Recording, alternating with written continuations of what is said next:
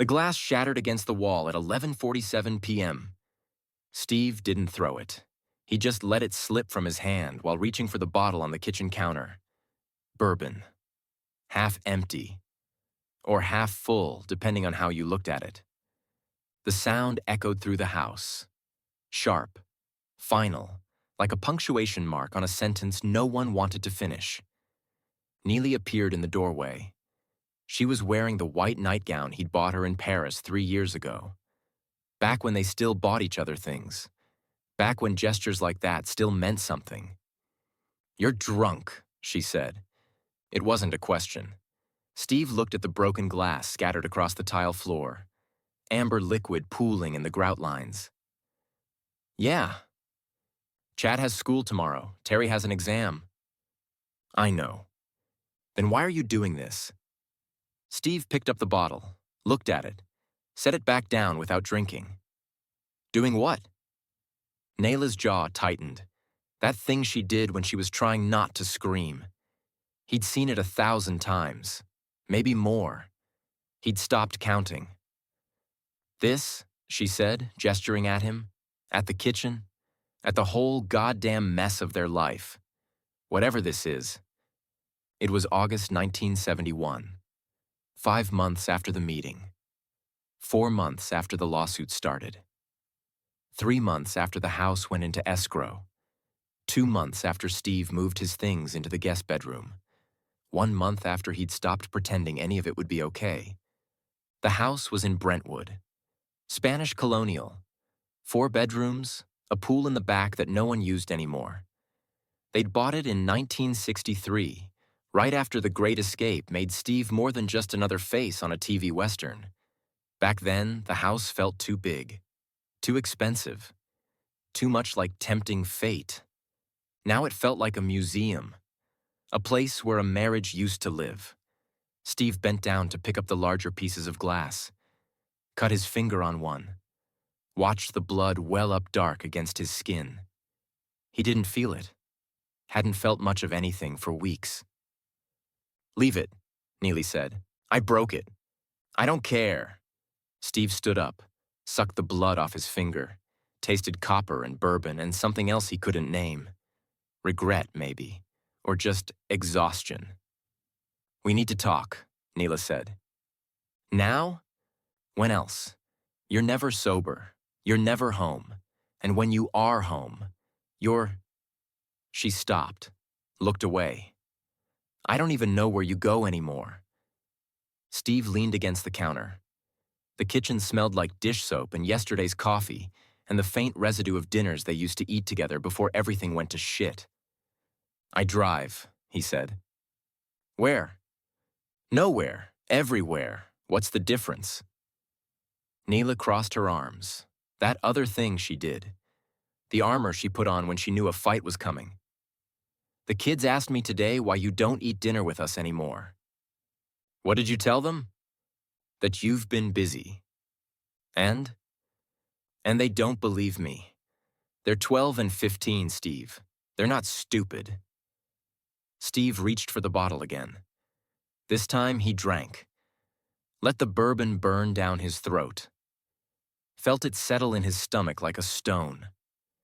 "What do you want me to say?" "I want you to say something true." "The truth is I'm broke. The truth is I'm probably going to lose this house. The truth is I made a movie nobody wanted to see and now I'm paying for it." "That true enough for you?" Nayla's eyes filled with tears, but she didn't cry. She'd stopped crying weeks ago, or maybe months.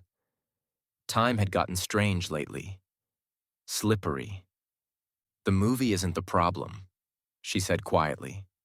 "No? No, the problem is you won't admit you were wrong." Steve laughed. It came out harsh. Bitter. "Wrong about what?" "About all of it. About choosing that film over your family. About refusing to compromise. About thinking your artistic integrity matters more than—" "Than what? Than making money?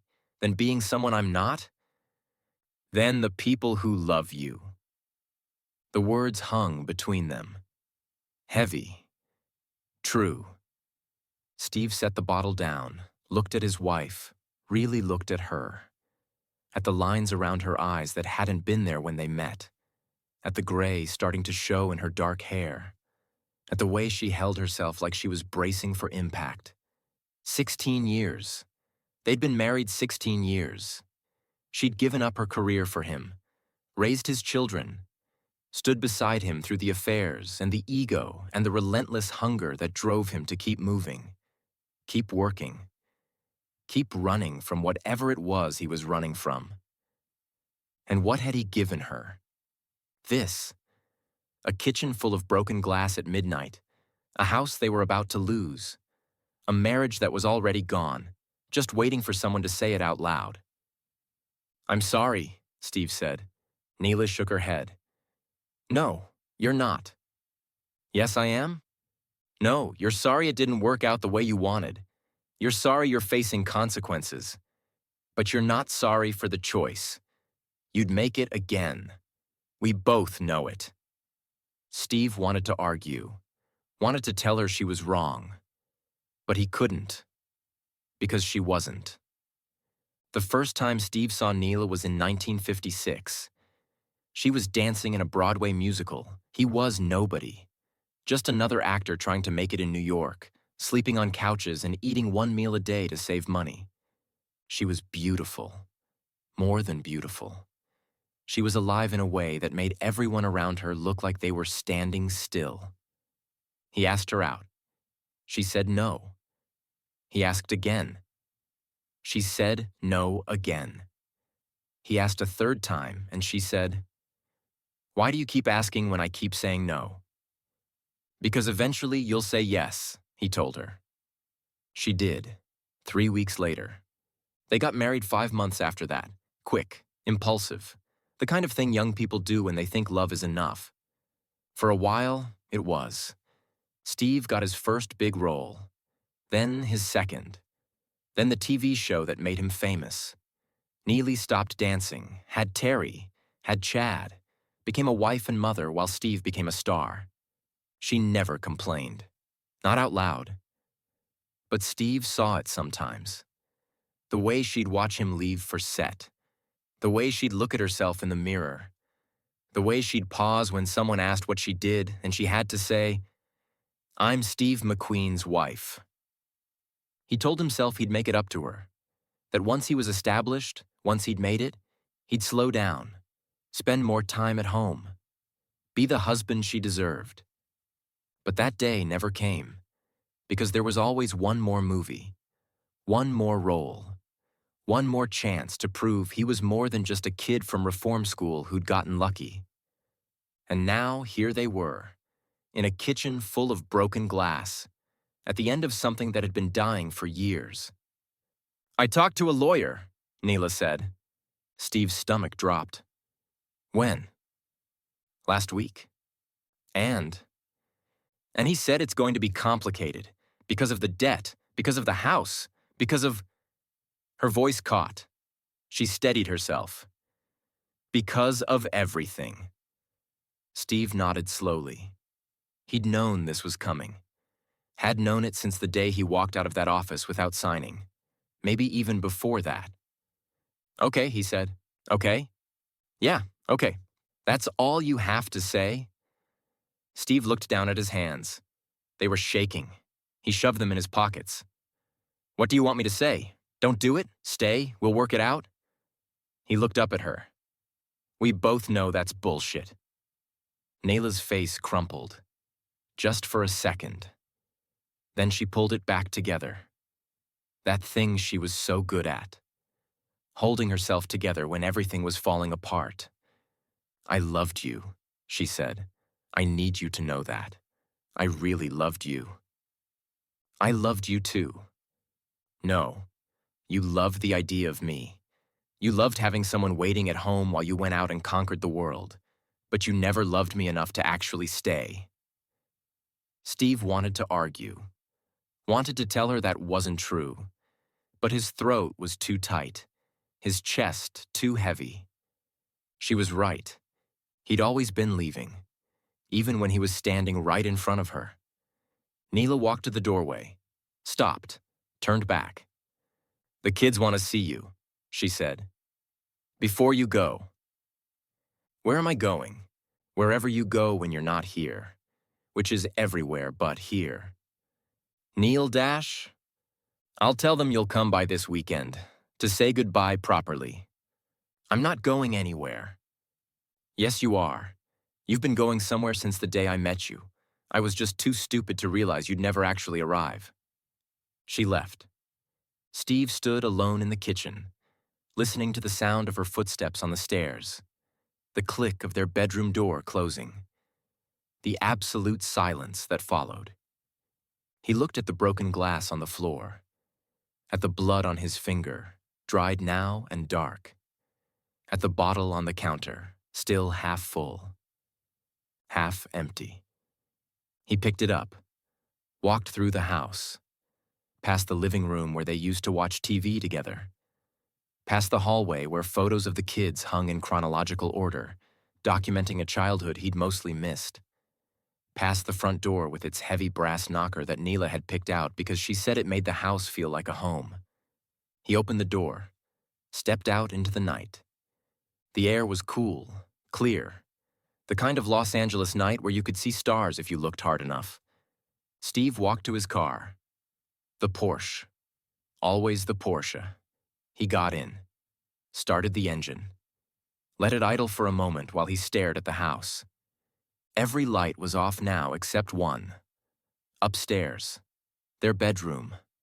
Neela was probably sitting on the edge of the bed, trying to figure out how to tell the kids their father was leaving, trying to explain something she didn't understand herself. Steve put the car in gear and drove.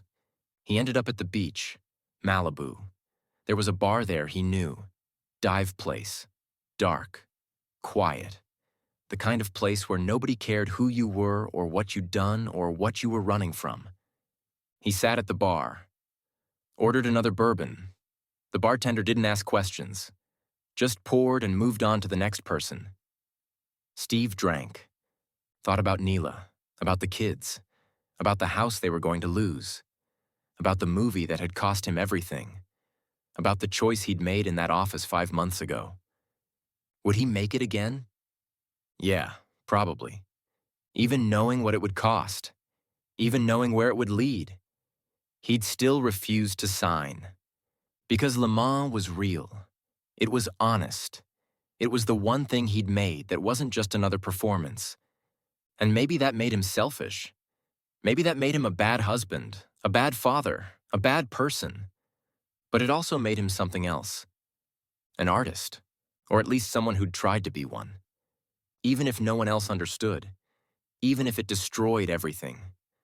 Even if he ended up alone in a bar at 2 a.m., drinking away the last pieces of a life he'd built and then burned down. At least he'd tried. At least he'd refused to compromise. At least once in his life, he'd been exactly who he was. Consequences be damned. Steve finished his drink. Paid. Walked back out to the parking lot. The ocean was across the highway. He could hear it. Waves breaking on the sand in the darkness. Constant. Relentless. The way time keeps moving whether you're ready or not.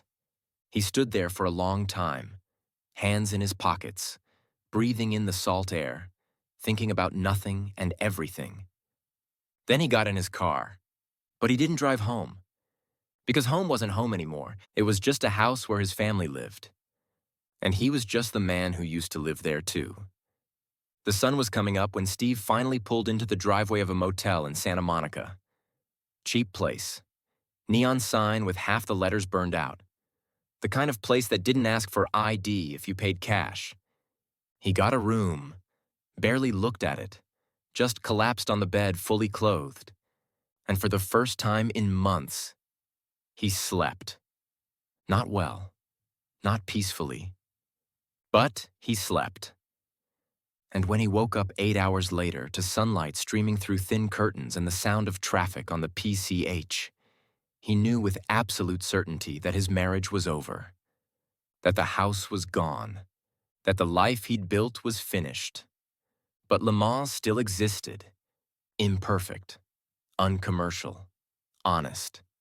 And somewhere in the wreckage of everything he'd lost, that still meant something. It had to. Because if it didn't, then what the hell had it all been for?